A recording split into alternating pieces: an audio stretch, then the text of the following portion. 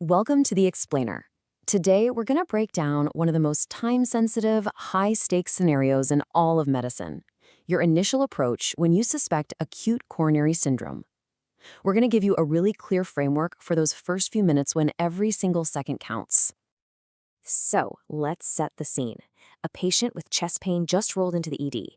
The clock is officially ticking. What are you going to do? What you do in these first few minutes can literally change everything for this patient. So let's get into it. Here's how we're going to break it down. We're going to walk through this chronologically, starting from the second that patient hits the door. This will give you a clear, actionable game plan to follow when the pressure is really on. All right, let's start that clock. Those first few minutes are just a flurry of activity, rapid assessment, getting things started. But listen, there is one single task that is absolutely, positively the #1 priority. This is it. If you remember one number from this entire explainer, make it this one: 10 minutes. That is your goal from the patient's arrival to getting that 12-lead ECG in your hands and having someone read it. Why? Because that single piece of paper is the fork in the road. It dictates everything that happens next. Now, while that ECG is happening, you're not just standing around waiting. This is a whirlwind of parallel processing. Your team is moving. You're assessing ABCs, airway, breathing, circulation. You're getting them on a cardiac monitor, getting IV access, and giving them chewable aspirin, all at the same time. You're trying to get a quick, focused history and draw those initial labs. It's a coordinated dance. Okay, let's talk about that history. How do you figure out if this chest pain is the real deal, if it's ischemic, or one of the million other things that can cause chest pain? This is where you really have to put on your detective hat. A fantastic tool to keep in your back pocket is the OPQRST mnemonic. It gives you a structure, a systematic way to ask about the pain so you don't miss any key details.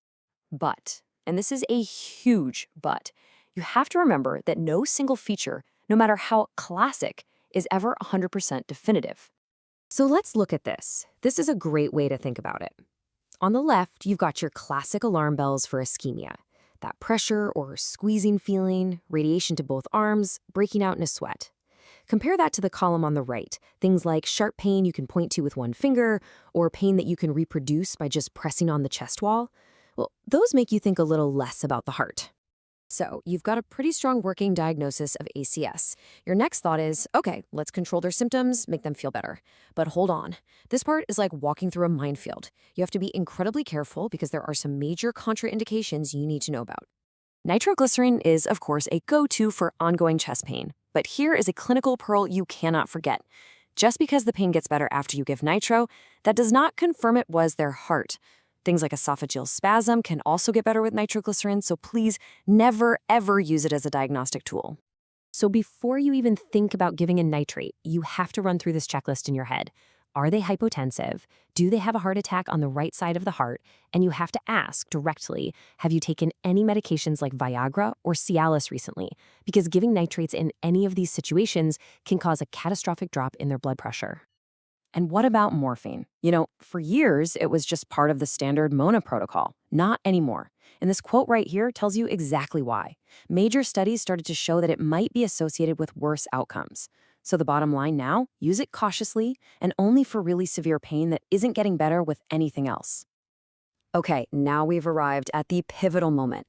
It's time to interpret that ECG you got in under 10 minutes. This single piece of paper is about to split your entire management plan into two completely different pathways. And honestly, it boils down to this one fundamental question. Does the ECG show persistent ST segment elevation? If the answer is yes, boom, you have a STEMI, and that means one thing: urgent reperfusion. They need to go to the cath lab, like right now. If the answer is no, you're heading down the NSTS path, which is all about medical management and figuring out their risk. One ECG, two totally different worlds. But wait, it's not always that black and white. A lack of classic ST elevation doesn't mean you can relax. You have to become a pattern hunter, looking for what we call STEMI equivalents. Think of them as a STEMI in disguise. A new LBBB can hide one. And see those ST depressions in V1 to V4? That could actually be a mirror image of a massive heart attack on the back of the heart. Find one of these, and it's still an immediate call to the cath lab. All right, for a last and maybe most important section, let's talk about the patients who, well, They just didn't read the textbook, because missing their diagnosis can have absolutely devastating consequences. I want you to just let that number sink in for a second. 1/3. 1 out of every 3 people having a confirmed heart attack walks in with 0 chest pain. That is a staggering statistic, and it's why you have to think beyond chest pain. They might just complain of shortness of breath, or weakness, or feeling nauseous. So who are these patients we're most likely to miss? Well, the data is pretty clear. These are the groups where you need to have your suspicion meter turned way, way up. A younger woman who just feels short of breath, a patient whose main complaint is, "I just can't breathe," or anyone whose initial ECG looks totally normal. These are the ones who get mistakenly sent home. So what's the big takeaway here? It's that the textbook presentation of crushing chest pain is only one version of the story. Your job, when that next patient comes in, is to adjust your thinking. You have to maintain that high degree of vigilance, especially for these at-risk groups with weird symptoms, because being ready for the atypical case, that's what makes all the difference.